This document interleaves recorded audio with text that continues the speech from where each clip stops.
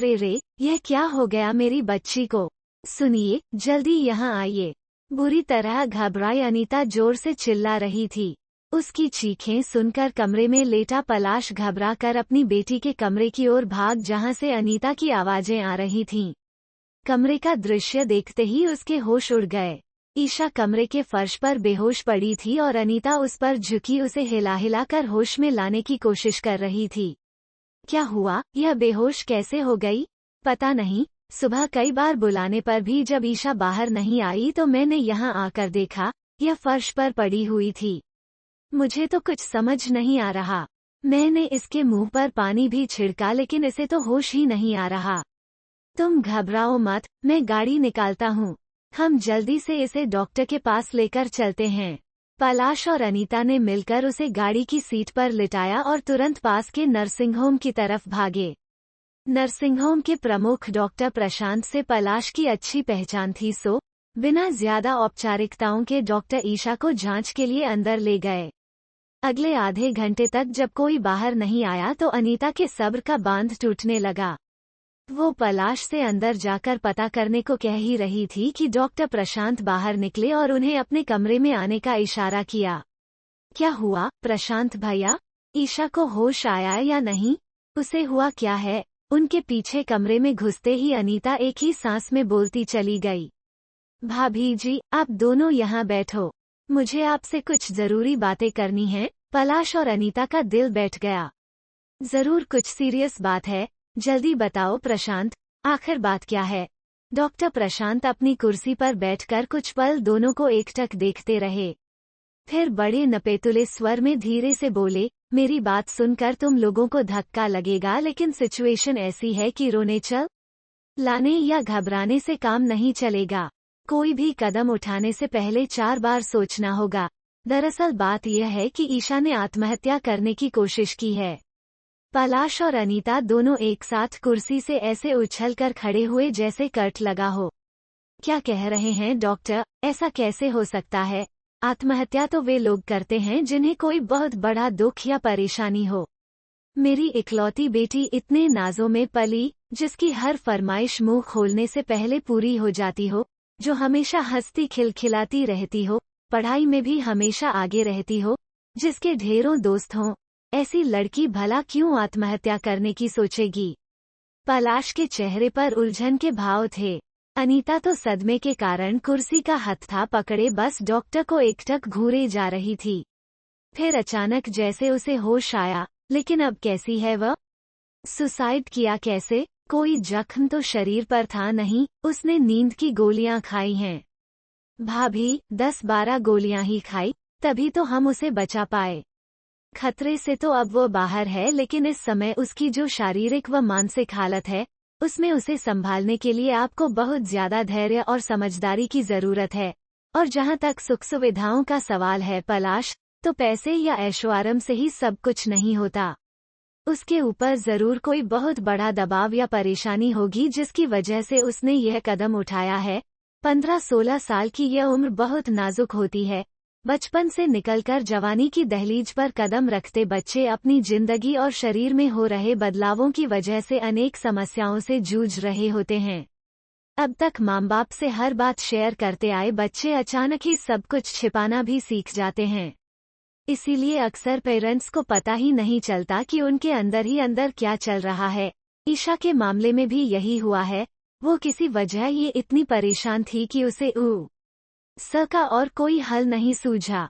अब तुम दोनों को बड़े ही प्रेम और धीरज से पहले उसकी समस्या का पता लगाना है और फिर उसका निदान करना है। और हाँ, मैंने अपने स्टाफ को हिदायत दे दी है कि यह बात बाहर नहीं जानी चाहिए, वरना बेकार में पुलिस केस बन जाएगा। तुम लोग भी इस बात का ख्याल रखना कि यह बात किसी को पता न चले, वरना पुलिस स्टेशन के चक्कर काटते रह जाओगे। बदनामी होगी वो अलग, बच्ची का समाज में जीना दूभर हो जाएगा। ठीक कह रहे हो तुम, हम बिल्कुल ऐसा ही करेंगे। पलाश अब तक थोड़ा संभल गया था। और हाँ, डॉक्टर प्रशांत आगे बोले, वैसे तो तुम दोनों पति पत्नी काफी समझदार और सुलझे हुए हो, फिर भी मैं तुम्हें बता दूं कि अभी 5-7 मिनट में ईशा होश में आने वाली है और जैसे ही उसे पता चलेगा वो जिंदा है, उसे एक धक्का लगेगा और वो काबू से बाहर होने लगेगी। उस समय तुम दोनों घबराना मत और न ही उससे कुछ पूछना। धीरे धीरे जब उसकी मानसिक अवस्था इस लायक हो जाए, तब बड़े ही प्यार से उसे विश्वास में लेकर यह पता लगाना कि आखिर उसने ऐसा क्यों किया। ठीक है भैया, हम सब समझ गए। क्या हम अभी उसके पास चल सकते हैं? चलिए। और तीनों ईशा के कमरे की तरफ बढ़ गए। जैसा डॉक्टर प्रशांत ने उन्हें बताया था वैसा ही हुआ। होश आने पर बुरी तरह मचलती और हाथ पांव पटकती ईशा को संभालते हुए अनीता का कलेजा मुंह को आ रहा था।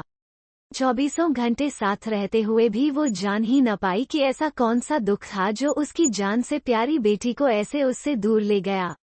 चाहे जो भी हो, मैं जल्दी से जल्दी सारी बात का पता लगा कर ही रहूंगी, यही विचार उसके मन में बार बार उठता रहा। लेकिन उसका सोचना गलत साबित हुआ। घटना के 10 दिन बीत जाने के बाद, लाख कोशिशों के बावजूद दोनों पति पत्नी बुरी तरह डरी सहमी ईशा से कुछ भी उगलवाने में कामयाब नहीं हुए।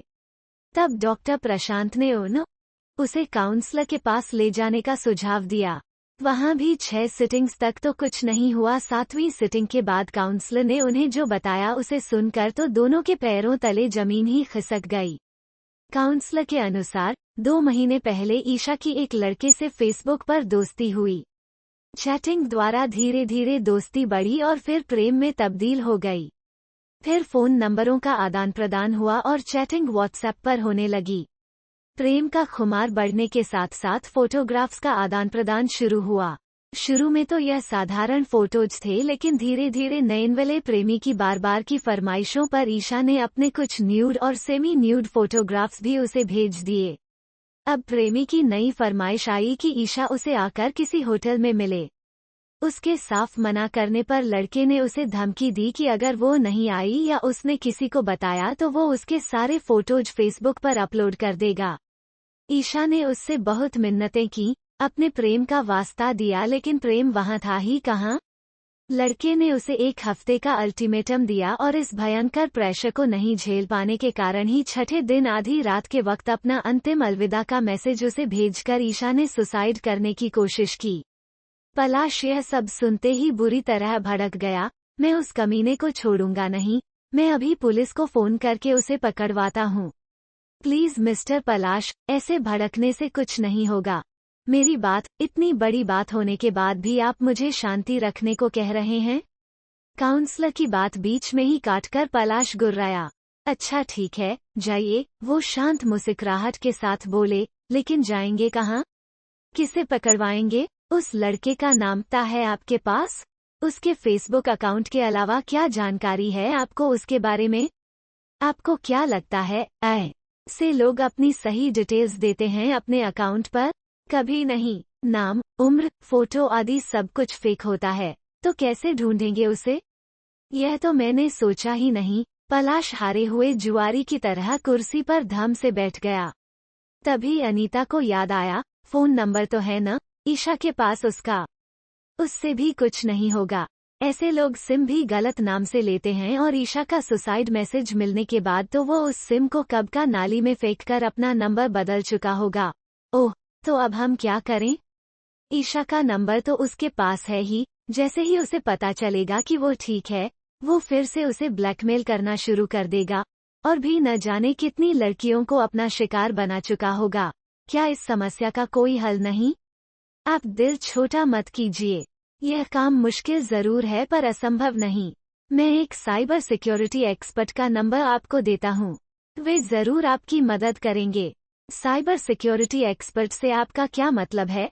मतलब, जैसे दुनिया में छोटे बड़े अपराधियों को पकड़ने के लिए पुलिस होती है, वैसे ही इंटरनेट की दुनिया यानी साइबर वर्ल्ड में भी तरह तरह के अपराध और धोखाधड़ी होती हैं।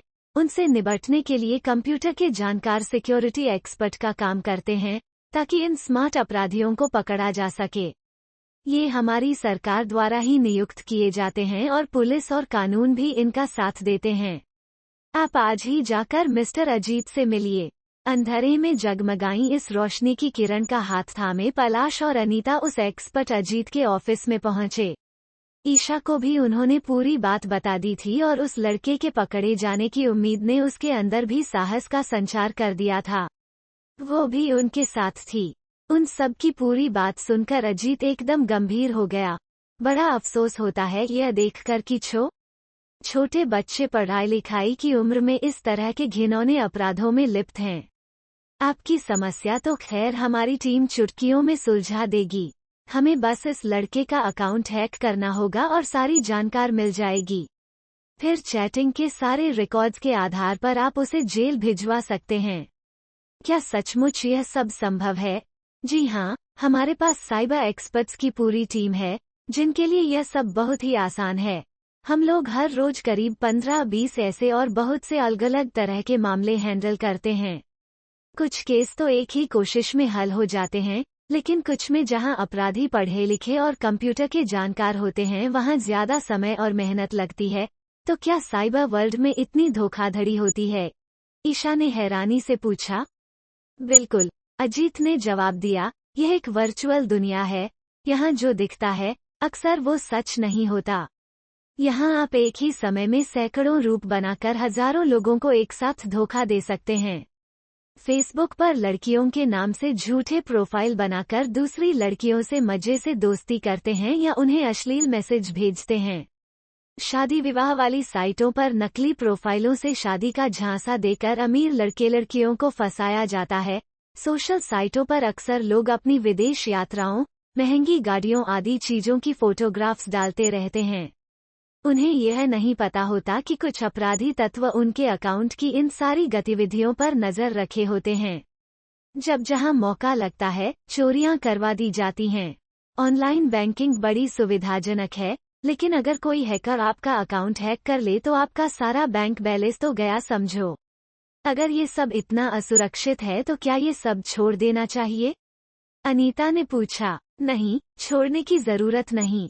हमें जरूरत है सिर्फ थोड़ी सावधानी की। दरअसल हमारे यहाँ जागरूकता का अभाव है। हम छोटे छोटे बच्चों के हाथ में स्मार्टफोन और लैपटॉप तो पकड़ा देते हैं, लेकिन उन्हें उनके खतरों से अवगत नहीं कराते। उन्हें हर महीने रिचार्ज तो करा देते हैं, लेकिन यह जानने की कोशिश नहीं करते कि बच्चे ने क्या डाउनलोड किया या क्या क्या देखा। उम्र के लिहाज से जो चीजें उनके लिए असल संसार में वर्जित हैं, वे सब इस वर्चुअल दुनिया में सिर्फ एक क्लिक पर उपलब्ध हैं। कच्ची उम्र और अपरिपक्व दिमाग पर इन चीजों का अच्छा असर तो पड़ने से रहा। वे तरह तरह की गलत आदतों में आपराधिक प्रवृत्तियों का शिकार हो जाते हैं।